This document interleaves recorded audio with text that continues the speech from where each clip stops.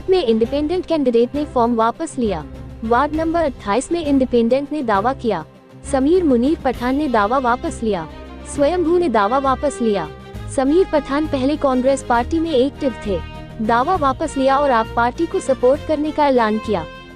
समीर मुनीर पठान और विलास पाटिल कैंडिडेट आप पार्टी। धर्मेश भंडारी आप पार्टी सूरत सिटी प्रेसिडेंट। ताज़ा खबर देखने के लिए देखते रहे स्टार न्यूज नेटवर्क। जय हिंद, जय भारत।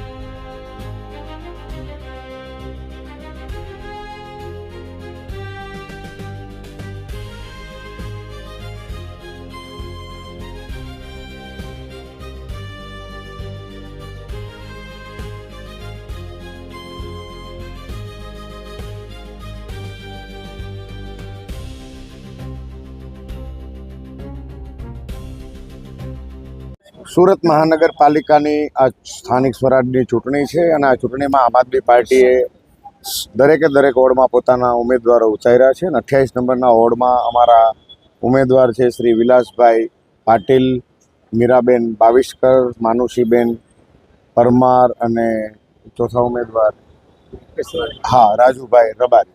આ ચારે ચાર ઉમેદવારો ખૂબ જ મજબૂતાઈથી આમ આદમી પાર્ટીનો પ્રચાર પ્રસાર કરી રહ્યા છે અને આ વિસ્તારમાં આમ આદમી પાર્ટી ખૂબ આગળ વધી રહી છે।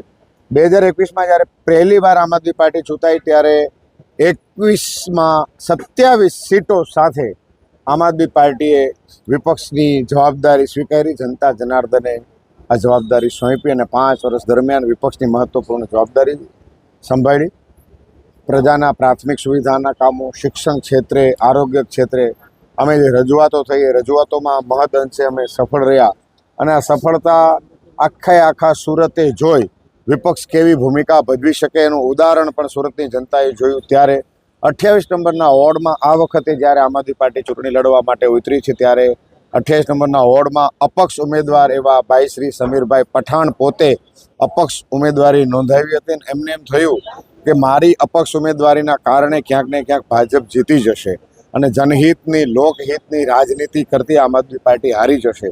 લોકો માટે કામ કરનારી પાર્ટી જીતવી જોઈએ અને મારે એમને સમર્થન આપવું જોઈએ એ ભાવના સાથે સમીરભાઈ પઠાણે આજે આમ આદમી પાર્ટીના સમર્થનમાં પોતાનું અપક્ષ ઉમેદવારી પત્ર પાછું ખેંચ્યું અને એમણે એવી ઈચ્છા વ્યક્ત કરી કે મારે મારા તમામ સમર્થકો, તમામ ટીમ સાથે આમ આદમી પાર્ટીમાં જોડાવવું છે। ત્યારે સમીરભાઈ પઠાણ, દાઉદભાઈ, સમીરભાઈ, સાજિદભાઈ, ચાચા તમામ સાથીઓ આજે લગભગ 100 કરતાં વધારે સાથીઓ સાથે આમ આદમી પાર્ટીનો ખેસ ધારણ કરી અરવિંદ કેજરીવાલની જનહિતની લોકહિતની આમ આદમી પાર્ટીની રાજનીતિથી પ્રેરિત થઈ આજે આમ આદમી પાર્ટીમાં જોડાયા।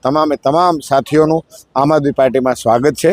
આવનારી ચૂંટણીમાં આમ આદમી પાર્ટી બહુ જ મોટી તાકાત સાથે લોકહિતની રાજનીતિ સાથે આગળ વધશે અને સુરત મહાનગરપાલિકામાં આમ આદમી પાર્ટીને લોકો પોતાનો મેયર બનાવીને મોકલશે એ આશા સાથે આમ આદમી પાર્ટીને લોકો જોઈ રહ્યા છે। ત્યારે આપના વતી સુરત શહેરની જનતાને હું અભિનંદન પાઠવું છું। આજ રોજ આમ આદમી પાર્ટીએ સુરત શહેરની જનતા માટે મેનિફેસ્ટો આપનું અધિકાર પત્ર પણ લોન્ચ કર્યું છે, જેમાં શિક્ષણ, આરોગ્ય, જાહેર પરિવહન ક્ષેત્રે, ટ્રાફિક ક્ષેત્રે, દબાણ ક્ષેત્રે અલગ જે કામો કરશે એના માટેની જાહેરાત પણ કરી છે। ત્યારે આપ સૌનું આમ આદમી પાર્ટીમાં હાર્દિક સ્વાગત છે।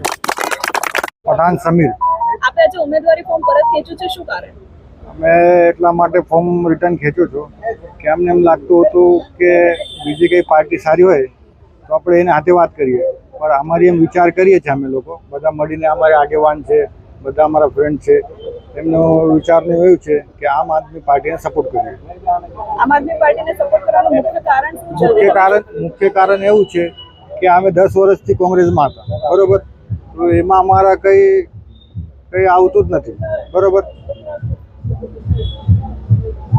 કયા વોર્ડમાંથી ફોર્મ ભરેલા હતા? હું 28 નંબરમાંથી ફોર્મ ભરેલા છે અને તિરુપતિમાંથી। અત્યારે કોને સમર્થન થશે અને કેટલા લોકો સાથે સમર્થન? હવે અમારા 100-200 લોકો છે અહીંયા બધા જ આગેવાન છે, બધા સોસાયટીના છે, બધા ગલીઓના છે આગેવાન છે, એ બધા અમને સપોર્ટ કરે છે. અમે બી આ લોકોને બધા સપોર્ટ કરે છે આમ આદમી પાર્ટીને. ઓકે.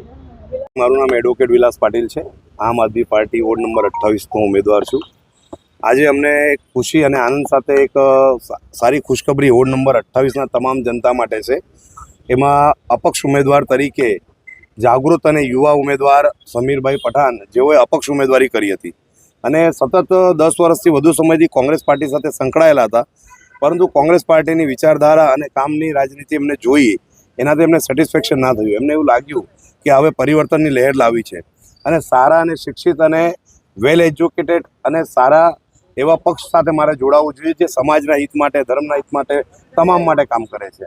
સ્વાસ્થ્ય, સુરક્ષા, તમામની જવાબદારી નિભાવી શકે તેવા પક્ષ સાથે એમને જોડાવાની ઈચ્છા થઈ, જેથી એમને એમના વડીલોને, આગેવાનોને અને યુવા મિત્રોને તમામની સાથે ચર્ચા વિચારણા કરી અને સ્વયંભૂ સ્વેચ્છાથી આજે સેંકડોની સંખ્યામાં આવીને અપક્ષ તરીકેનું એમનું નોમિનેશન ફોર્મ જે હતું તે એમને વિડ્રો કર્યું છે.